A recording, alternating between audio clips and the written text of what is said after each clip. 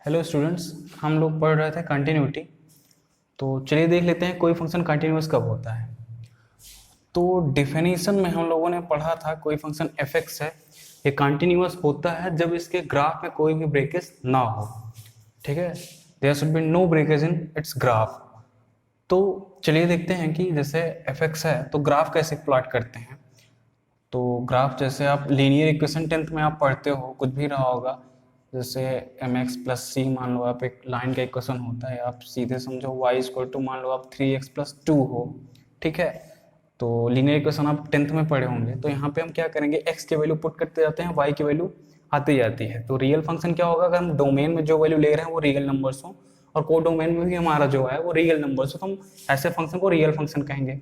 तो सभी real function का आप ग्राफ प्लॉट कर सकते हो एक्स एक्सिस और वाई एक्सिस पे। एक्स की करस्पॉन्डिंग, एक्स की वैल्यू की करस्पॉन्डिंग वाई की वैल्यू जो आएगी आप पुट करके आप ग्राफ प्लॉट करोगे कैसा भी। जैसे इसका एक लाइन आएगा इक्वेशन, तो अगर ग्राफ में किसी भी पॉइंट पे ब्रेक ना हो तो हम उस फंक्शन को क्या कहते हैं, कंटिन्यूअस। ठीक है, और अगर किसी ग्राफ में किसी कोई फंक्शन हो, जैसे मान लो आप सिग्नम फंक्शन आप लोग जानते हो, एफ एक्स इक्वल टू हो मॉड एक्स अपान एक्स। ठीक है, ये फंक्शन हो तो इसका फंक्शन होगा जब x पॉजिटिव होगा तो ये +1 से इधर जाएगा, और जब x नेगेटिव होगा तो ये -1 से इधर जाता है। ठीक है, तो इस पॉइंट पे x इक्वल टू 0 पे इस ग्राफ में क्या है, ब्रेकेज है। ये यहाँ से जा रहा है, ये यहाँ से, ये ग्राफ का ये पोर्शन जुड़ा हुआ नहीं है, तो ये क्या हो जाता है, x इक्वल टू 0 पे डिसकंटिन्यूअस है ये ग्राफ। इसी तरह कोई भी और ग्राफ आप ले लेंगे, कुछ ऐसे जाता हो ऐसे जाता हो, यहाँ पे एक ग्राफ ले लीजिए, ये ऐसे आता हो फिर ये कहीं भी चला जाए, ऐसे चला जाए। कहने मतलब ग्राफ में कहीं ब्रेकेज होगा तो उस फंक्शन को हम क्या कह देंगे कि हमारा एफ एक्स कंटिन्यूअस है एट सर्टेन पॉइंट, जिस पॉइंट पे उसमें ब्रेकेज होगा। ठीक है, अब इस तरह आप बहुत फंक्शन पढ़े होंगे, जैसे ग्रेटेस्ट इंटीजर फंक्शन भी होगा। ठीक है, ग्रेटेस्ट इंटीजर फंक्शन आप जानते होंगे, ब्रैकेट एक्स, उसका भी आप ग्राफ प्लॉट करोगे तो आपको दिखेगा वो कंटिन्यूअस फंक्शन नहीं है। तो अभी अब आप कंटिन्यूटी किसी फंक्शन के जानने का यही एक तरीका तो है नहीं कि हम सारे फंक्शन का ग्राफ प्लॉट कर पाएंगे, तो हमारे पास कुछ और तरीका होना चाहिए जिससे हम समझ पाएं कि हमारा फंक्शन कंटिन्यूअस है या फिर कंटिन्यूअस नहीं है। करेक्ट, तो चलिए बात कर लेते हैं कुछ और तरीकों की, कैसे हम जानेंगे कि हमारा फंक्शन कंटिन्यूअस है या फिर डिसकंटिन्यूअस है। ठीक है, तो हम करेंगे क्या, इससे पहले हम लोग 11th में पढ़ चुके हैं लिमिट। तो ग्राफ के बाद जो तरीका होता है कंटिन्यूटी दिखाने का, वो हम लोगों ने पढ़ा था कि अगर हमारा फंक्शन क्या है, एफ एक्स, और हमें इसकी कंटिन्यूटी चेक करना है एट एक्स इक्वल टू ए पे कि ये फंक्शन कंटिन्यूअस है कि नहीं। तो हम लोगों ने क्या कहा कि हम चेक करेंगे limit when x tending to a minus f of x is equal to limit x tending to a plus of f x equal to f at a, मतलब उस फंक्शन की value at x equal to a. अगर ये तीनों चीजें equal हैं, left hand limit इसे कहते हैं, ये फंक्शन की लेफ्ट हैंड लिमिट है। अगर हम एक्स इक्वल टू ए पे चेक करना चाहते हैं फंक्शन की वैल्यू कंटिन्यूटी, तो हम उसकी एक्स इक्वल टू ए के लेफ्ट में चेक करते हैं लिमिट, राइट में चेक करते हैं लिमिट, और एक्स इक्वल टू ए पे फंक्शन की वैल्यू। अगर तीनों इक्वल होती हैं तो फंक्शन को कहते हैं हम कंटिन्यूअस है, अदरवाइज वो डिसकंटिन्यूअस है। तो चलिए देख लेते हैं लिमिट एक्चुअली क्या है या लिमिट की हमें जरूरत क्यों पड़ी। ये क्लास 11th का पोर्शन है, हम रिवाइज कर रहे हैं। ठीक है, कि लिमिट होगा क्या।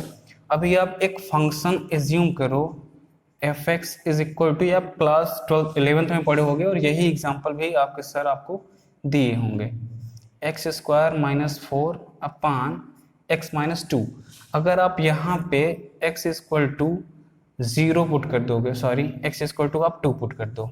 ठीक है, तो एफ एक्स इक्वल टू कितना आएगा, 2 स्क्वायर 4 माइनस 4 0 और x माइनस 2, मतलब 2 माइनस 2 ये क्या हो जाएगा 0।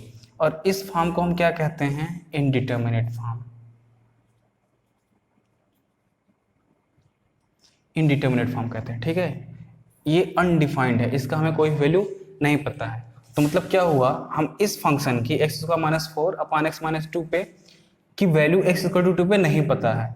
तो ऐसा तो हो नहीं सकता। हम देख लेते हैं, अगर हम जैसे जैसे 2 के क्लोज पहुंचते हैं, जैसे ये हमारा x हो और ये हमारा क्या हो एफ एक्स हो, तो ये x की वैल्यू 1 होगी, 2 होगी, 3 होगी। यहाँ से हम कुछ x की वैल्यू लेंगे तो हमारा fx की वैल्यू मिलेगा। तो 2 पे हमें पता ही नहीं है कि वैल्यू क्या है, तो आप धीरे धीरे इधर से 2 की ओर बढ़ो। आप 1.5 पे देख लो, 1.6 पे देख लो, 1.5 पे आप देखते हो तो ये वैल्यू 3.5 आती है। इसके पास आप चलते चले जाते हो, 1.9 पे आप देखते हो तो ये वैल्यू ऑलमोस्ट 3.9 तक आएगी। इसके जितना पास जाते हो आप, जब x की वैल्यू आप 1.99 लेते हो तो fx मतलब y की वैल्यू क्या आ जाती है, 3.99 आ जाती है।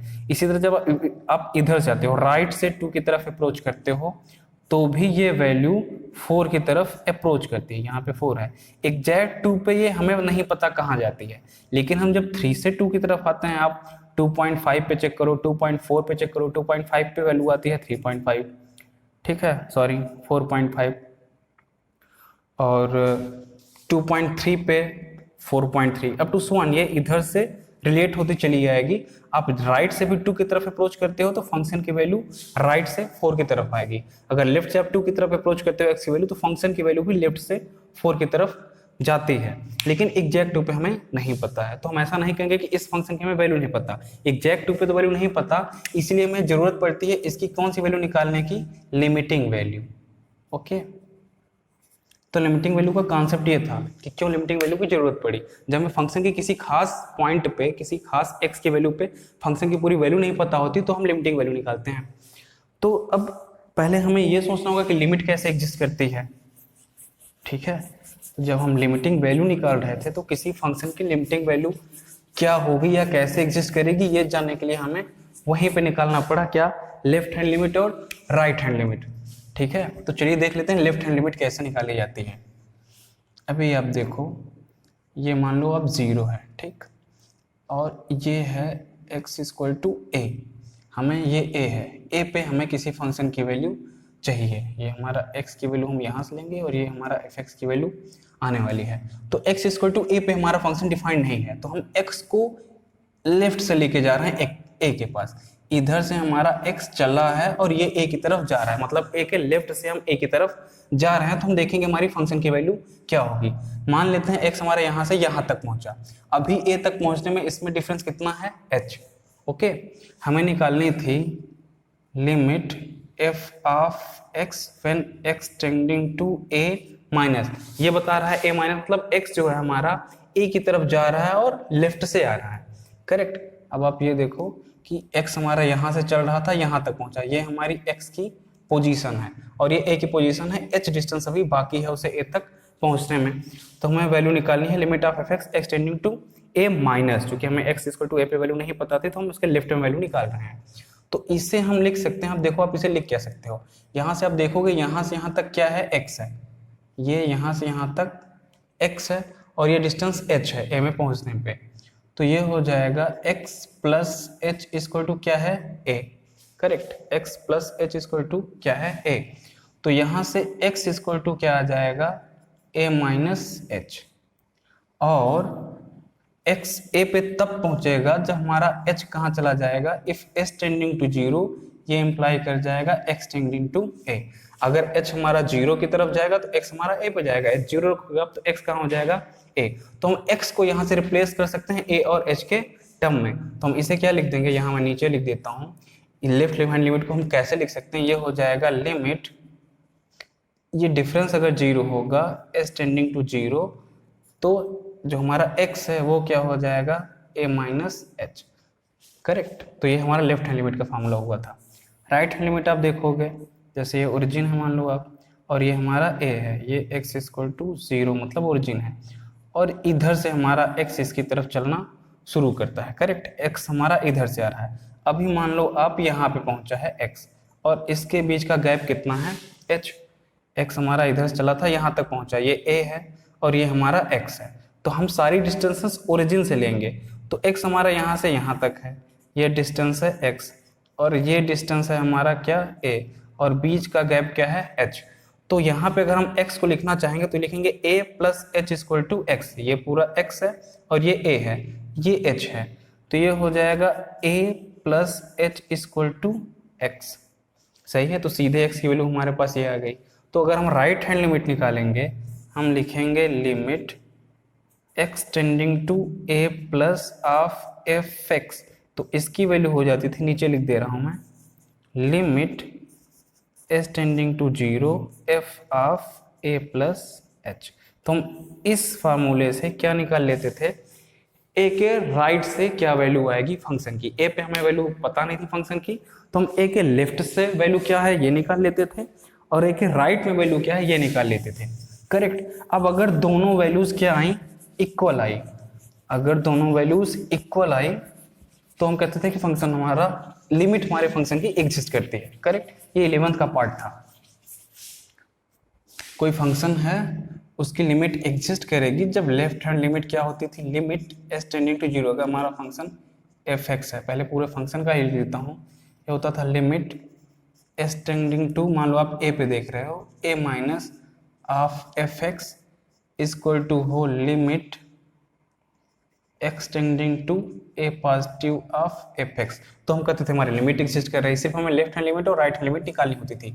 इसका फार्मूला बन गया था limit x tending h tending to zero, x को हम क्या लिख देते थे, ए माइनस एच, और इसे लिखते थे limit s tending to zero, x की जगह क्या होता था, फंक्शन ऑफ, ये function of a minus h होता था और ये function of a plus h होता था। ओके।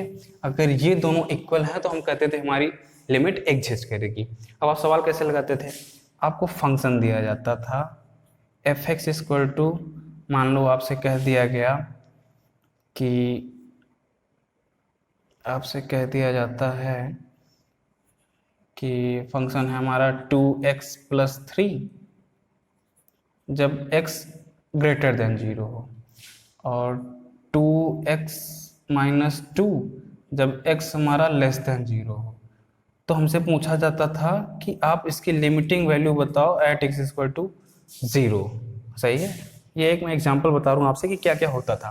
तो हम क्या कहते थे इसमें, इसका मतलब क्या होता था कि जब आप लेफ्ट हैंड लिमिट निकालोगे तो फंक्शन की ये वाली डिफिनीशन करोगे, हमें x इक्वल टू 0 चाहिए, तो 0 के लेफ्ट हैंड फंक्शन की डिफिनीशन ये है, तो हम फंक्शन की ये वाली डिफिनीशन यूज करेंगे जब आप लिखोगे left hand limit equal to limit s tending to 0 f of a minus h. ठीक, तो a मतलब 0 है, तो ये हो जाएगा लिमिट एस टेंडिंग टू 0, और a हमारा 0 है तो ये हो जाएगा 0 माइनस एच, मतलब क्या होगा, माइनस एच। तो ये माइनस एच हम कहाँ रखेंगे, इस वाले फंक्शन में रखेंगे। ये हो जाएगा limit s tending to 0 2 minus h times plus 3। Correct, हमें एक जगह माइनस एच रखना था। अगर कोई वैल्यू पे जाता, अगर एच 2 पे जाता, या जो हमारा ये ए होता कोई वैल्यू होती, तो हम दैट माइनस एच रखते। ठीक है, और यहाँ से हम लेफ्ट हैंड लिमिट निकालेंगे। जब आप राइट हैंड लिमिट निकालोगे तो आपको ध्यान रखना है आप ये वाला फंक्शन यूज करोगे। ठीक है, और अगर मान लो आपको इक्वलिटी भी दिया होता तो अभी ये इक्वलिटी वाला हमें जरूरत ना पड़ती, क्योंकि अगर हमसे सिर्फ पूछा है कि बताओ आप लिमिट एग्जिस्ट करती है कि नहीं, या लिमिटिंग वैल्यू अब बताओ, तो सिर्फ हमें लेफ्ट हैंड लिमिट निकालना होता था और राइट हैंड लिमिट निकालना होता था। ठीक है, अगर दोनों इक्वल हैं तो वो लिमिट एग्जिस्ट करती है और दोनों की कॉमन वैल्यू ही हमारी लिमिटिंग वैल्यू होगी। अभी हम फंक्शन की value at x equal to 0 से हमें कोई लेना देना नहीं था कि एक्स इक्वल टू 0 पे इसकी क्या वैल्यू आती है, वो इन दोनों लेफ्ट हैंड लिमिट और राइट हैंड लिमिट के इक्वल है या फिर नहीं है। ठीक है, लेकिन जब हम कंटिन्यूटी पे आते हैं तो बस इससे एक कदम बढ़ते हैं। जो कुछ भी आपने 11th में पढ़ा था लिमिट में, कंटिन्यूटी में आप उससे बस एक कदम आगे बढ़ते हो। क्या आगे बढ़ते हो कि आपका सेम चीज ये होना चाहिए, लेफ्ट हैंड लिमिट और राइट हैंड लिमिट होना चाहिए, और उसी के इक्वल आप क्या कर दोगे, आपकी फंक्शन की वैल्यू भी होनी चाहिए। ये चीज ऐड होती है कंटिन्यूटी में। लिमिट में आप लोगों ने इतना पढ़ा था, कंटिन्यूटी में हम इतना ऐड कर देंगे। अब अगर कोई फंक्शन दिया जाएगा f x equal to, same function मैं लेता हूँ, मान लो कुछ भी हो ले लो, एक्स प्लस 5 और एक्स माइनस 2, ये है आपका जब x greater than or equal to 0 है, और ये है जब एक्स लेस देन 0 है। करेक्ट, तो अभी जब आप लेफ्ट हैंड लिमिट निकालोगे तो फंक्शन की, तो हमारे लिए बस इतना मैं लिखता हूँ फंक्शन क्या होगा, हमारा फंक्शन हो जाएगा x माइनस 2। क्यों, x इक्वल टू 0 पे हमें लिमिट अगर देखनी है, कंटिन्यूटी देखनी है, तो x जब लेस है 0 से तो ये चल रहा है, तो लेफ्ट हैंड के लिए हमारा फंक्शन ये होगा। राइट हैंड लिमिट जब आप निकालोगे तो हमारा फंक्शन क्या हो जाएगा, x प्लस 5। तो ये राइट हैंड लिमिट के लिए ये फंक्शन होगा, लेफ्ट हैंड लिमिट के लिए ये फंक्शन होगा। और एफ ऑफ जब 0 निकालोगे आप तो हमारे लिए ये यहाँ पे सॉरी ये इक्वलिटी लगा है इसमें, तो हमारा फंक्शन क्या होगा, x+5 वाले फंक्शन को ही लेंगे, तो ये हो जाएगा 0 + 5 इक्वल टू क्या 5। अब लेफ्ट हैंड लिमिट आप इससे निकाल लोगे जो फार्मूला था उस फार्मूले से, राइट हैंड लिमिट निकाल लोगे आप जो फार्मूला था उस फार्मूले से, और ये हमें ये एक्स्ट्रा लेना पड़ता था कंटिन्यूटी में, कि हम देखते थे कि जिस पॉइंट पे हमसे कंटिन्यूटी पूछा है उसी पॉइंट पे फंक्शन की वैल्यू क्या है, क्या वो वैल्यू लेफ्ट हैंड लिमिट और राइट हैंड लिमिट जो हम निकाल रहे थे उसके इक्वल है या फिर नहीं। अगर उसके इक्वल है तो फंक्शन कंटिन्यूअस, अदरवाइज कंटिन्यूअस नहीं होगा। अब इससे रिलेटेड मैंने आपको सवाल बताए थे और वो पूरी तरीके से मैंने सॉल्व कर दिया था। जिस तरीके से मैंने सॉल्व किया था, जो जो स्टेप्स मैंने फॉलो किए थे वो वही सवाल पे भी मैंने बता दिया था कि आप इस तरीके से सवाल सॉल्व कर पाएंगे। तो ये बस कॉन्सेप्ट था कि हम लिमिट से कैसे कंटिन्यूटी तक पहुंचते हैं, ठीक है। बस एक कदम आगे बढ़ाएंगे और हम पहुंच जाएंगे क्या, फंक्शन की वैल्यू भी इस पॉइंट पे निकालेंगे, तो हमें पता चल जाएगा फंक्शन कंटिन्यूअस है कि नहीं। मैं कुछ सवाल ले लेता हूं, जैसे हम लोगों ने चेक किया था,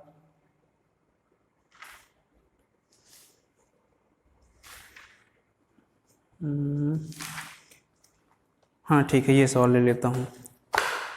यही था f(x) = सिग्नम फंक्शन इसे बोलते हैं। आप शायद सारे फंक्शन को 11th में पढ़े होंगे। mod x/x और है ये 1। अगर x आपका 0 नहीं है तो फंक्शन की डिफिनीशन ये है, और अगर x आपका 0 है तो फंक्शन की डिफिनीशन ये है। करेक्ट। हमें इसकी एट x = 0 पे कंटिन्यूटी चेक करनी है। वेरी सिंपल, जैसे हम लिमिट निकालते थे पहले यहाँ पे लिमिट चेक करेंगे। आप लेफ्ट हैंड लिमिट निकाल लो इस फंक्शन की। करेक्ट। ये क्या होगा, limit when x tending to 0 minus, हम क्या कहाँ चेक कर रहे हैं, एट x = 0 पे। तो लेफ्ट हैंड लिमिट क्या होगी, limit x tending to 0 minus of fx, और ये हो क्या जाएगा, लिमिट, इसका फॉर्मूला क्या होता है, s tending to 0 of a minus, x जगह हम रख देंगे a minus h left hand limit में, और ये क्या है आपका 0, तो आप क्या लिखोगे 0 माइनस h, या इसी को लिख सकते हो आप, यहाँ लिख देता हूँ, equal to limit s tending to 0 f of, यहाँ पे f ऑफ लगाओ, f of minus h। Okay. अब देखो आपका f ऑफ माइनस h, मतलब जहाँ x है आप वहाँ माइनस h रखो, लेकिन कहाँ, कौन से फंक्शन लोगे आप, ये, क्योंकि हम लेफ्ट हैंड लिमिट निकाल रहे हैं, ये x = 0 पे 1 है, और अगर x 0 नहीं है तो हमेशा चाहे x पॉजिटिव चाहे नेगेटिव, फंक्शन की डिफिनीशन ये है। चलो आप हम लोग ये वाली डिफिनीशन ले लेते हैं। ये क्या होगा, is equal to limit when s tending to 0, function definition ये होगी mod of minus h upon x की वैल्यू माइनस h रख रहे हैं, ये हो जाएगा। करेक्ट।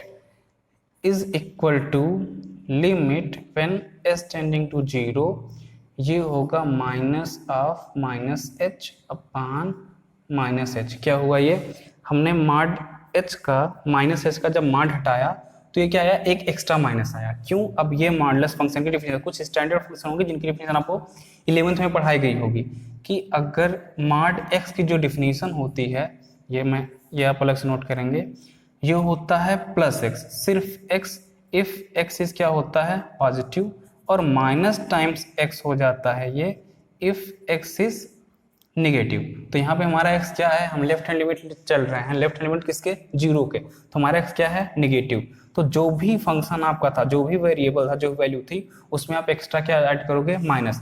तो हमने यहाँ पे माइनस था, वो तो है ही, हमने एक्स्ट्रा इस पे क्या लगा दिया है, माइनस। ओके। क्योंकि जब x नेगेटिव था तो ये पहले से ही माइनस था, तो यहाँ पे माइनस लगा होगा, तो ओवरऑल ये वैल्यू पॉजिटिव ही लिखी है। तो हमने सिर्फ डिफिनीशन अप्लाई किया, चूंकि h हमारा नेगेटिव था तो हमने पहले ही एक नेगेटिव लगा दिया जब उसे हमने ओपन किया तो उसके mod को। करेक्ट। तो ये फार्मूला था, ये ब्रैकेट mod x की डिफिनीशन थी। तो यहाँ से ये कितना होगा, ये प्लस h हो जाएगा, इज इक्वल टू लिमिट, ऊपर बचेगा सिर्फ h, नीचे बचेगा माइनस h, और ये s टेंडिंग टू 0 था, ये कितना हो जाएगा, limit s tending to 0 minus 1। अब s टेंडिंग 0, हम कहते हैं इसकी हम फिर से लिमिट ले लेंगे। लिमिट लेने का मतलब होता है इस वैल्यू को जहां जा रहे हैं वहीं पे भेज देंगे। तो अब आप h की वैल्यू चाहे जो रखो, चूंकि ये h से फ्री है तो इसकी वैल्यू तो कितनी ही आनी है, -1। तो लेफ्ट हैंड लिमिट इस फंक्शन की क्या आ गई, -1। अब सिमिलरली हम क्या निकालेंगे, राइट हैंड लिमिट। इतना आप नोट कर लो। तो हम अब राइट हैंड लिमिट की बात करते हैं। जब हम राइट हैंड लिमिट निकालेंगे, मैं इसी में एडजस्ट कर देता हूँ, आप समझना। जब हम राइट हैंड लिमिट निकालेंगे तो ये हमारा कहाँ जाएगा, 0 प्लस, तो हम limit of f h tend to zero क्या रखेंगे, 0 plus h, a plus h formula होता है। तो यहाँ पे क्या बचेगा, सिर्फ एच, 0 प्लस एच मतलब क्या होगा, एच। तो यहाँ पे हम क्या रखेंगे, यही वाली अब भी डिफरेंशिएशन है, ये सिर्फ क्या हो जाएगा एच, और नीचे भी क्या रहेगा एच, एक्स हम एच एच रख रहे हैं, तो ये सब कुछ रखने की जरूरत ही नहीं पड़ेगी। ये सीधे हटेगा मॉड एक्स, तो ऊपर बचेगा क्या एच, और नीचे भी क्या बचेगा, सिर्फ एच। तो ये बचेगा एच अपान एच, और ये होगा सिर्फ 1।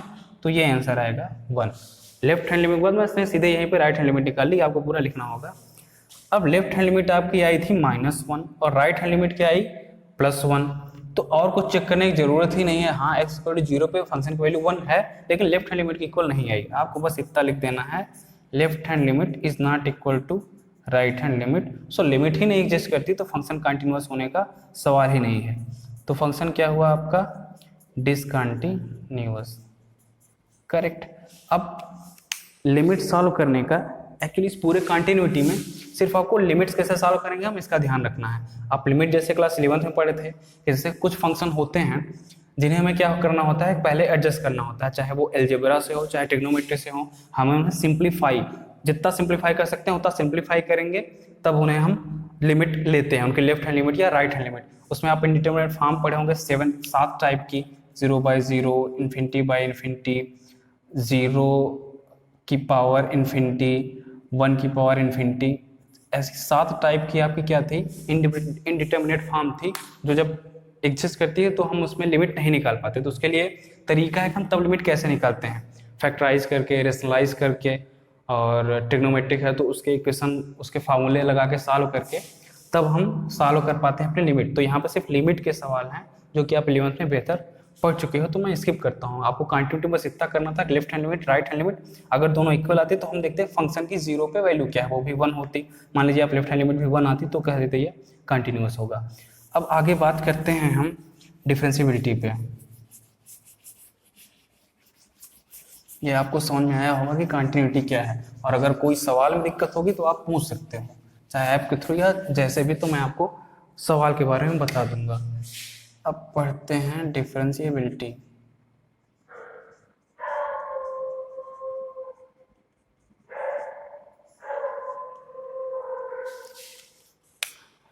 कंटिन्यूटी में एक चीज़ बताना मैं भूल गया था कि कभी कभी कंटिन्यूटी आपसे किसी पॉइंट पे पूछी जाती है, कभी कभी आपसे पूरे इंटरवल पे पूछी जाती है। जब आपसे पॉइंट पे पूछी जाएगी तो आप उसको से हमेशा लिखा रहेगा एट एक्स इक्वल टू ए, एक वैल्यू कुछ भी 0 1 2 3 किसी पे लिखा रहेगा। आप इस पे बताओ फंक्शन कंटिन्यूअस है या फिर नहीं। और अगर आपसे इंटरवल में पूछा जाएगा तो सिर्फ कहेगा बताओ एफ एक्स एवरीवेयर कंटिन्यूअस है या फिर नहीं, या एफ एक्स कंटिन्यूअस है या नहीं, आपको कोई वैल्यू नहीं देगा, आप उस पर बताओ। तो आपको देखना होगा फंक्शन की डिफिनेशन कि कहाँ पे फंक्शन की वैल्यू चेंज हो रही है। जैसे लिखा हो 2x + 3 जब x <2 हो, 5x + 4 जब फंक्शन <2 हो। तो एक्चुअली x <2 जब होगा, जैसे ये हमारा x है, जब हमारा ये मान लेते हैं x = 2 है, जब इसके लेफ्ट में हम जाते हैं तो फंक्शन की वैल्यू पूरा ये होती है, ठीक है। अब ये पॉलिनोमियल है तो पूरा इधर कंटिन्यूअस होगा। आप जब इसके राइट में जाते हो तो अगेन पॉलिनोमियल है, इधर भी कंटिन्यूअस, इधर भी कंटिन्यूअस। तो फंक्शन की वैल्यू चेंज हो रही है कहाँ, x = 2 पे।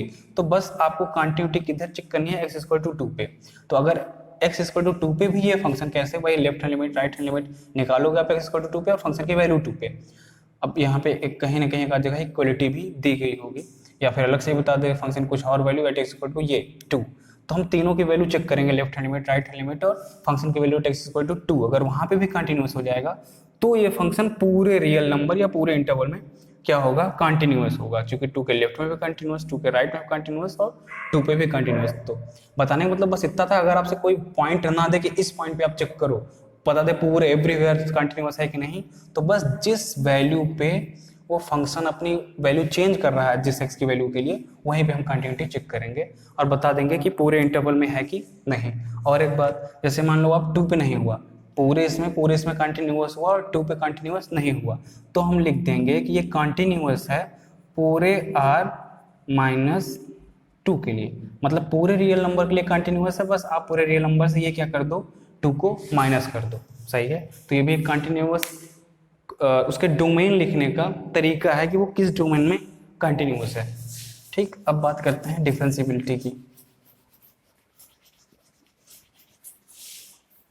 तो डिफरेंशिएबिलिटी के लिए जैसे आपने कंटिन्यूटी के लिए फार्मूला लिखा, वैसे ही डिफरेंशिएबिलिटी के लिए भी क्या होगा, एक फार्मूला होता है। इसमें हम डेरिवेटिव निकालते हैं। अब सीधे मैं इसमें बता देता हूँ आपको कि फार्मूला क्या था डेरिवेटिव निकालने का। किसी फंक्शन एफ एक्स का हम डेरिवेटिव कैसे निकालते हैं, हम उसमें लिखेंगे क्या, लिमिट जैसे एफ एक्स है उसका x इक्वल टू ए पे हमें चेक करना है कि इसका डेरिवेटिव क्या होगा, यह फंक्शन डिफरेंशिएबल है कि नहीं x पे। तो हम करेंगे क्या, इसका हम लेफ्ट हैंड डेरिवेटिव निकालेंगे। क्या निकालेंगे, लेफ्ट हैंड डेरिवेटिव। उसका फॉर्मूला क्या होगा, limit x tending to a minus f of x minus f of a upon x minus a, इसे कहते हैं left hand derivative, f dash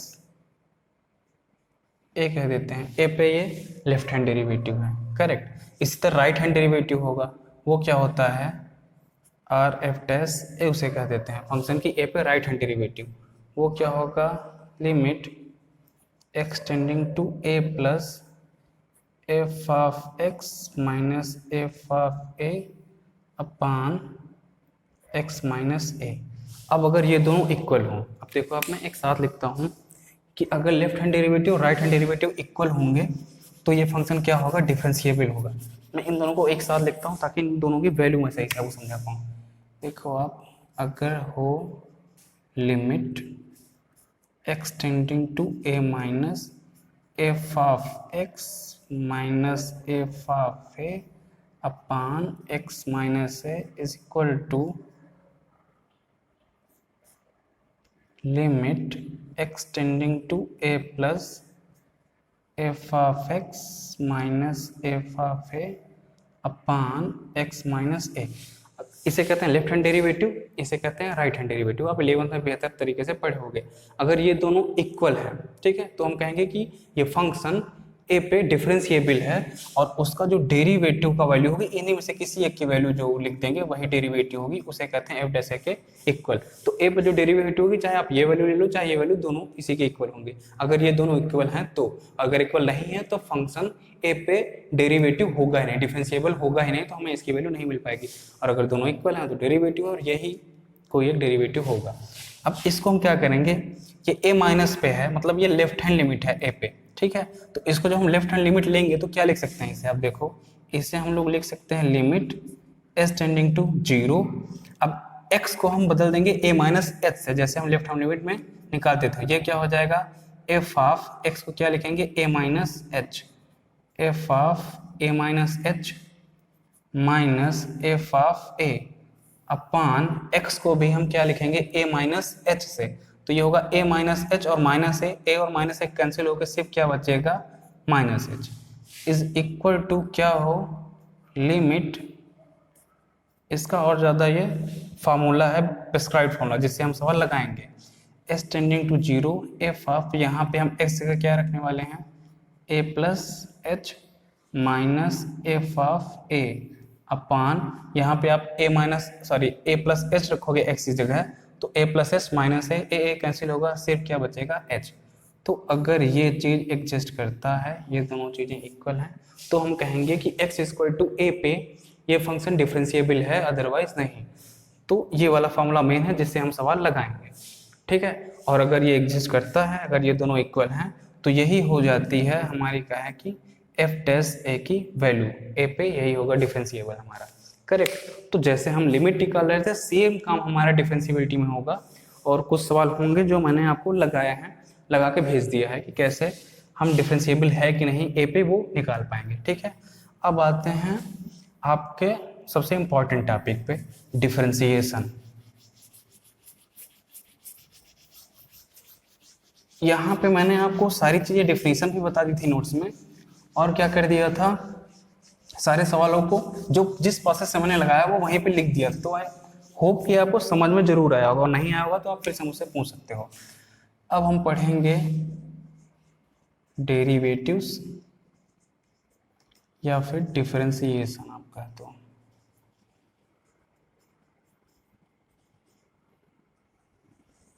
ठीक है। डिफरेंशिएशन क्या होगा, ये डेरिवेटिव के आगे का पार्ट है कि हम यहाँ पे फार्मूला से सीधे कैसे डिफरेंशिएशन करेंगे, और ये आप 11th में भी आई एम श्योर पढ़े हैं, 11th में ये चैप्टर है, ठीक है। तो वहाँ से ही मैं कुछ चीज़ें इस्तेमाल करता हूँ। जैसे इसमें सबसे पहले कुछ फार्मूले में लिख देता हूँ। डिफरेंशिएशन को हम लिखेंगे जैसे हमारा y equal to f x होता है, y इक्वल टू क्या है एफ एक्स, जो हमारा y है फंक्शन ऑफ x है, मतलब y x के हिसाब से कुछ बदलेगा। तो हम अगर y को निकालना चाहते हैं change with respect to x, तो उसे कैसे लिखते हैं, d d x of y, correct. अब इसे dy बाई डी एक्स लोग पढ़ते हैं, लेकिन वो सही नहीं होगा, आप इसे D d x of y कहो या dy डी एक्स कहो। ये क्या है, हमारा जो ऑपरेटर है वो ऑपरेटर क्या है डी डी एक्स, और इस पे हम अलग से जिस फंक्शन पे हमें लगाना होता है वो उस पे हम ऑपरेट करवाते हैं, करेक्ट। तो ये पूरा मिला के एक है डी डी एक्स, अब ये है ऑफ वाई। तो हम इसको कैसे सॉल्व करेंगे, उसके लिए हमारे पास कुछ फार्मूले होते हैं, ठीक। तो उन फार्मूलों को हम लोग देख लेते हैं। मैं सिर्फ जिन्हें इस्तेमाल करूँगा वो फार्मूले लिखूंगा, बाकी स्टैंडर्ड फार्मूले आप लोग 11th में पढ़े हो। जैसे हम लोग निकालें D d x of x की पावर n, इसका डिफरेंशिएशन क्या होगा।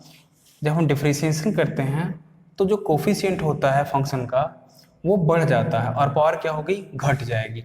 ये जो n यहाँ पे है वो मल्टीप्लिकेशन में आ जाएगा, n इंटू एक्स की पावर पहले जो थी उससे एक कम हो जाएगी, पहले कितनी थी n और अब क्या हो जाएगी n-1। अब इस पे बहुत ढेर सारे सवाल लगाए होंगे 11th में। D d x of x power 5 क्या हो जाएगा, पावर आगे आके मल्टीपल हो जाएगी 5 इंटू एक्स, अब एक्स की पावर एक कम हो जाएगी, कितना हो जाएगी 4, करेक्ट। अब अगर हो D d x of x की पावर -3, हमें इसका डिफरेंशिएशन करना हो तो क्या होगा, सेम फार्मूला यही है, जो भी पावर है वो पहले आके मल्टीप्लाई होगी, ये -3 पहले आके मल्टीप्लाई होगा, फिर आप x लिखोगे और x की पावर एक कम करोगे, पहले क्या थी -3 और इसमें एक आप क्या करोगे कम करोगे -1, तो ये कितना हो जाएगा -3 इंटू एक्स की पावर -4। आप याद रखना यहाँ पे -3 अब पावर क्या हो गई -4 -3 से एक छोटा होता है, करेक्ट। तो ये होगा d d x of x power -3। अब एक और निकाल लो आप, d d x of under root x कितना होगा। जब इस तरीके से है स्क्वायर रूट है तो अब क्या करोगे, पहले इसे न्यूमेरिकल पावर में लिख दो ताकि आपको आसानी से समझ में आए कि हो क्या रहा है। D d x of x की पावर 1/2 लिखा है, ये सही है, D d x of x की पावर 1/2। सेम फार्मूला यही अप्लाई करेंगे, जो कुछ भी पावर में है वो आके मल्टीप्लाई होगा, फिर से हम लिखेंगे इंटू एक्स, और x की पावर अब पहले जो भी थी उससे एक कम होगी, पहले क्या थी 1/2 थी, इसमें से एक कम होगी, ये लिखा है 1/2 x की पावर 1/2 -1, तो ये कितना आ जाएगा 1/2 इंटू एक्स की पावर 1/2 से 1 जाएगा तो -1/2 आएगा, ओके। या एलसीएम लेके निकाल लोगे तो ये 1 से हाफ जाता तो हाफ बचता, चूंकि ये बड़ा है तो साइन क्या है माइनस का, 1/2 एक्स पावर -1/2। अब इसे आप पॉजिटिव में, अगर और इसे यहाँ तक तो हो गया, सोल्यूशन यही है, इसे आप और अच्छे तरीके से लिखना चाहते हो तो क्या लिख दोगे 1/2 इंटू 1/x की पावर 1/2। अगर कोई पावर नेगेटिव है तो उसे आप उसका रेसिप्रोकल कर दोगे तो पावर क्या हो जाती है पॉजिटिव, x पावर समथिंग की रेसिप्रोकल क्या होगा 1/x पावर दैट थिंग, और ये पावर अब क्या हो गई पॉजिटिव। इसे और अच्छे फॉर्म में लिखना चाहते हो तो आप लिख दो 1/x पावर 1/2, क्या लिख सकते हो आप अंडर रूट एक्स, तो रिजल्ट आया 1/2 अंडर रूट एक्स। इसे आप याद रखोगे कैसे हमने किया, कोई भी पावर होती क्यूब रूट होती हम उसे 1/समथिंग में लिखते, सेम यही फार्मूला, जो कुछ भी यहाँ पावर में था वो आके आगे मल्टीप्लाई होगा और एक्स पावर एक कम कर देंगे, आपका सॉल्व हो जाएगा, ठीक है। अब आपको जो फार्मूले बुक में लिखे हैं फिर से आप रिवाइज करोगे, जो स्टैंडर्ड फार्मूले हैं क्या है, डी डी एक्स ऑफ सारे ट्रिग्नोमेट्रिक फंक्शन, ठीक है, एक्सपोनेंशियल फंक्शन, लॉगरिथमिक फंक्शन जैसे log x का 1/x होता है, ये सारे आपके बुक में दिए हैं, तो अब बेहतर है वहाँ से पढ़ो और सारे फॉर्मूले फिर से रिवाइज कर लो, ठीक है। और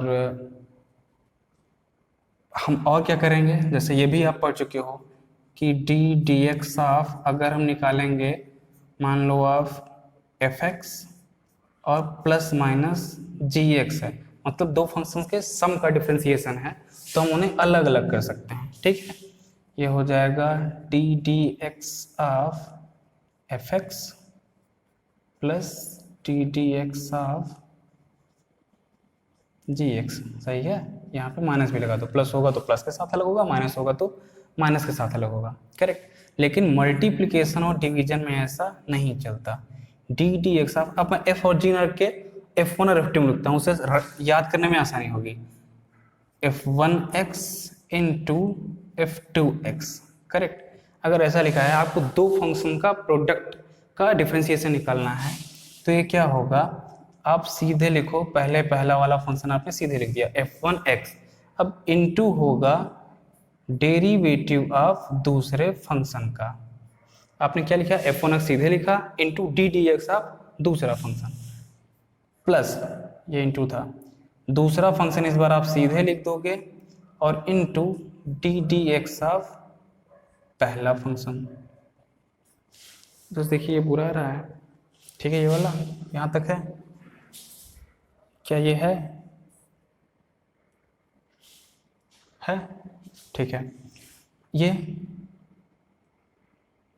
आ रहा है स्क्रीन में, एक मिनट, शायद ये आपके स्क्रीन से बाहर हो रहा है, मैं फिर से फॉर्मूले को लिख देता हूँ, फॉर्मूला आपके बुक में लिखा होगा, मैं फिर से इसे नीचे लिख देता हूँ, इससे भी ये तो ठीक था, ये D d x of f x और प्लस या माइनस जो भी है D D S of G S हो जाएगा।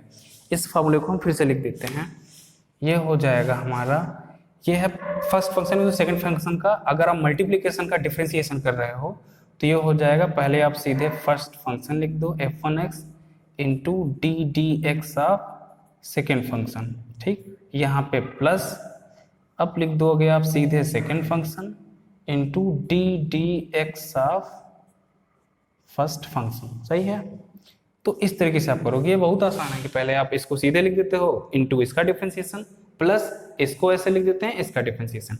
अब हम देखते हैं डिनोमिनेटर का क्या होगा फार्मूला। डिनोमिनेटर न्यूमरेटर मतलब क्वेश्चन फॉर्म में अगर दो फंक्शंस का डिवीजन है तो हम उसे कैसे करेंगे उसका डिफ्रेंसिएशन। तो हमें चाहिए D d x of F1x upon F2x। इसका फॉर्मूला मैं नीचे लिखता हूँ ताकि ये पूरा है, ये होगा, पहले नीचे वाले को लिखेंगे, इसका सीक्वेंस आपको याद रखना है। वहाँ पे मल्टीप्लिकेशन में चूंकि बीच में प्लस था तो चाहे आप जिससे पहले लिखते चाहे आप जिससे बाद लिखते, लेकिन यहाँ पर याद रखना होगा F2x पहले इसे लिखते हैं, into D d x of F1x, यहाँ पे है माइनस, अब आप लिखेंगे F1x into D d x of F2x और अपान F2x का होल स्क्वायर। अब अगर सिंपल भाषा में लिखें तो आप देखो ये डिनोमिनेटर है और ये न्यूमरेटर है, करेक्ट, तो आप डिनोमिनेटर को सीधे लिखते हो into D d x of numerator, correct, फिर आता है माइनस, माइनस उस वाले में आता है जिसमें हम डिनोमिनेटर का डिफरेंशिएशन करते हैं, ये होगा, न्यूमरेटर को सीधे लिखेंगे, यहाँ पे न्यूमरेटर का डिफरेंशिएशन था, यहाँ पे न्यूमरेटर को सीधे लिखा into D d x of denominator upon denominator का होल स्क्वायर, करेक्ट। यह याद करने का बेहतर तरीका है। तो इस तरीके से हम फंक्शंस को सॉल्व करेंगे अगर दो फंक्शन का डिवीजन का हमें डिफरेंशिएशन करना होगा तो। अब देखते हैं सबसे पहले, अब ये सारे फॉर्मूले एक साथ अप्लाई होंगे, जो भी हम पढ़ने जा रहे हैं, जो भी फंक्शन का हम डिफरेंशिएशन करेंगे उन सब में ये अप्लाई होगा, ठीक है। आइए देख लेते हैं कुछ डिफरेंशिएशन जो पहले टाइप का आपकी बुक में दिया है। सबसे पहले आपको पढ़ना है डिफरेंशिएशन ऑफ, ये पढ़ लो आप, ये समझ लो आप, लिखा है differentiation of composite functions. Functions वाले चैप्टर में आपको थोड़ा सा आइडिया मिला होगा कि कंपोजिट फंक्शंस क्या हैं, ठीक है। अब इसको मैं सरल भाषा में आपको बताता हूँ कंपोजिट फंक्शन क्या है। कंपोजिट फंक्शन है फंक्शन ऑफ फंक्शन, करेक्ट। अब इसका मतलब क्या है, जैसे पहले दो अलग अलग फंक्शन दिए हों, मान लो आप f(x) दिया हो, क्या हो एक्स स्क्वायर है, जी एक्स दिया हो आपका एक्स बाई टू है, करेक्ट। तो अगर हम निकालना चाहें y एक फंक्शन है जो इन दोनों फंक्शन का कंपोजिट है, तो पहले मैं ऐसे कर देता हूँ, वो f ऑफ मान लो आप g ऑफ x है, ठीक है। तो इसे हम कहते हैं composite function f of g of x, मतलब ये जो दोबारा वाला फंक्शन है वो किसी फंक्शन का फंक्शन है। तो एक्चुअली ये होगा कि आप देखो f of g of x को जब आप सॉल्व करोगे, पहले g ऑफ x है, हम अंदर से बाहर जाएंगे, g ऑफ x क्या है x बाई टू, ये क्या हो जाएगा x बाई टू। फिर इसे आप सॉल्व करोगे f of x by to, तो ये मतलब g अगर x पे g लगता है तो उसे क्या कर देता है, हाफ कर देता है। यहाँ पे x पे g लगा तो उसने उसे क्या कर दिया, हाफ कर दिया। अब f जिस पे लगेगा उसे क्या कर देगा, स्क्वायर, तो ये हो जाएगा x बाई टू का whole square equal to x square by four, ये है आपका। तो ये होता है कंपोजिट फंक्शन, मतलब फंक्शन ऑफ फंक्शन, करेक्ट। सिर्फ एक फंक्शन नहीं होगा, वो फंक्शन का फंक्शन होगा, तो हम उसे कहते हैं कंपोजिट फंक्शन। तो मैं यहाँ पे कंपोजिट फंक्शन का डिफरेंशिएशन निकालना है, तो चलिए देख लेते हैं डिफरेंशिएशन में क्या होता है। पहले एक बहुत ही सिंपल एग्जांपल से हम लोग शुरू करेंगे। जैसे अगर आपको डिफरेंशिएशन निकालना हो D d x of x square, अब आपको 11th वाली चीज़ें याद है कि नहीं, उसके लिए मैं थोड़ा सा रिकॉल कर देता हूँ कि अगर आप किसी कांस्टेंट का, ये भी फार्मूला आप याद कर लो, डी डी एक्स ऑफ सी, अगर सी कांस्टेंट है मतलब एक्स के हिसाब से चेंज नहीं हो रहा है, इसका डिफरेंशिएशन क्या होगा, जीरो। और डी डी एक्स ऑफ के टाइम्स एफ एक्स, आप मान लो कोई फंक्शन है जो कि एक्स पे बदलेगा लेकिन उसका मल्टीपल है के में, तो के कहाँ चला आता है, बाहर।